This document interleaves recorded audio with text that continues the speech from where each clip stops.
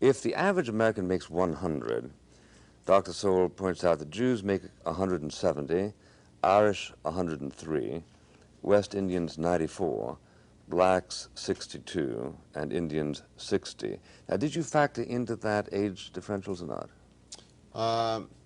No, those were gross figures. Those are gross figures. Yes. So therefore, they would come together a lot more if you took out the age. In fact, I did one set of numbers some years ago of 30-year-old males only, and there the differentials began to shrink.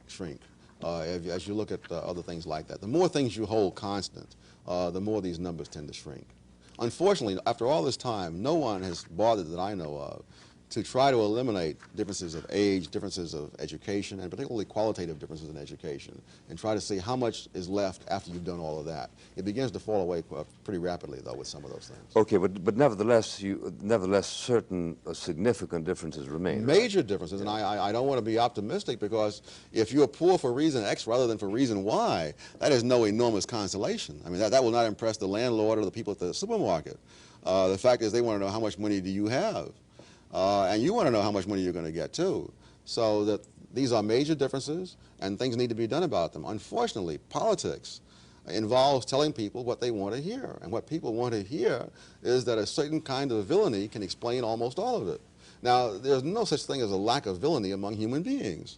Anytime you take any large group of people, you have an almost inexhaustible source of sins. And if you want to look into all those sins, you can go on forever looking into them. The question is whether those sins explain the numbers you're talking about. All right, let's grant that they don't, and go on to say what is it that does account for them, because we've eliminated genetic inclinations, we've eliminated invidious social factors, so we're left with what? For instance, region, where you come from, right? Region makes a big difference. Yeah, okay. People who come from the South tend to have lower incomes, whether they're black or white. Okay, let's say then history. we're talking about people in the same region. There would still be a difference. History would be one big one. History, what do you mean by history? All right. The history of the race, or the history of the personal history of when they got here, or what? The history of the group in the United States. That, for example, the Jews who came here with all sorts of urban skills. They were in clothing industries. Garment work. Yes, that sort of thing. The Germans came here with all sorts of skill in beer making, piano making, machinery kinds of things. Blacks, of course, emerging from slavery had enormous disadvantages, even as compared to people emerging from slavery in other parts of the Western Hemisphere. Because, for one thing, in the United States, blacks were not allowed to have any responsibility under slavery. That one of the key ways of holding blacks in slavery at low cost was to keep the people dependent as much as possible. Now, people tried to do that in other parts of the Western Hemisphere. It wasn't as possible, say, in the West Indies, because there weren't enough whites, for example, in the West Indies to matter. So if blacks were going to be fed in the West Indies, they had to be fed by growing their own food. Like Angola and like the Portuguese colonies compared to, say, South Africa. Yes. And so, therefore, the blacks, say, in the West Indies had all sorts of experience growing their own food, selling the surplus in the market, and, in fact, being responsible for budgeting what they had. Blacks in the United States were deliberately kept from having that. Dependence was seen as the key to holding the slaves down. It's ironic that that same principle comes up in the welfare state 100 years later. Well, I was going to ask you that. You've anticipated me. To what extent do you find that then that the welfare state is trying to preserve an ethos which precisely, I understand you to say, we need to liberate ourselves from? Yes, that politics really involves getting people to vote for you, and people vote for you when they think that they can depend on you, when they are dependent on you. To the extent that people become self-reliant and can feel they're perfectly capable of taking care of themselves, to that extent do you lose your hold on their votes.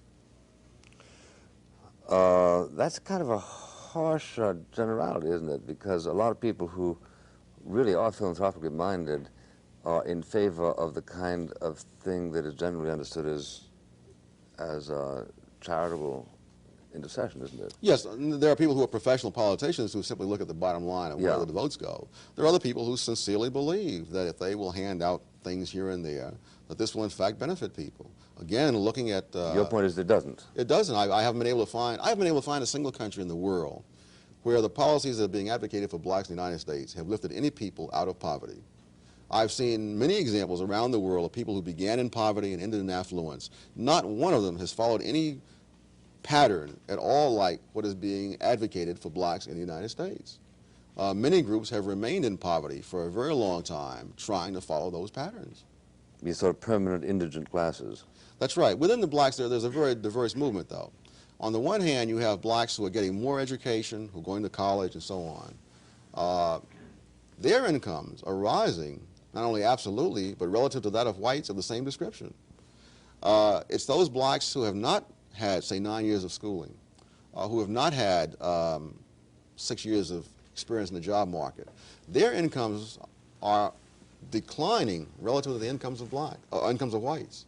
If over the very same span of time, so it can't be a matter of the business cycle or something like that, is that those blacks who have the advantages relative to others have now still more advantages. But those who had the very difficult poverty to deal with, that is becoming more difficult. A higher percentage of all black income is going to the top 20% of blacks over time. Well, do I understand you to say that the government has exacerbated the plight of these poor blacks? Yes. How?